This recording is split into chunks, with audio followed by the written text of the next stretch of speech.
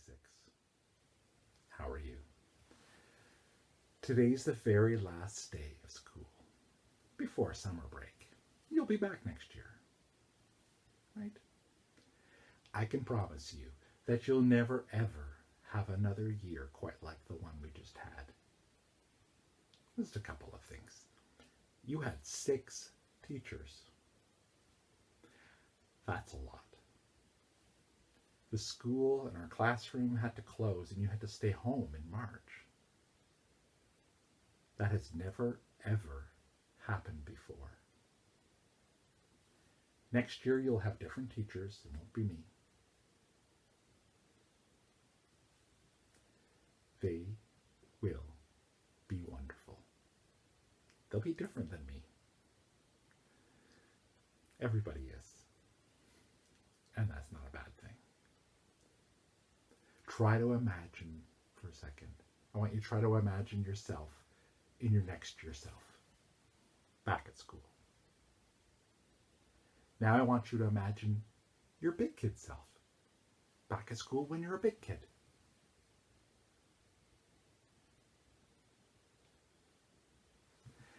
So grown-ups have an expression, I'm sure you've heard it. So when you try to imagine yourself as someone else, we say, walk in their shoes.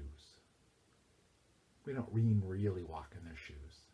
We just mean pretend and imagine what it feels like to be them.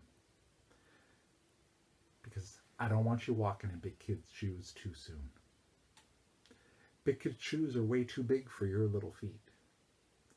And when you wear big shoes on little feet, you'll probably trip and fall. And do you know what?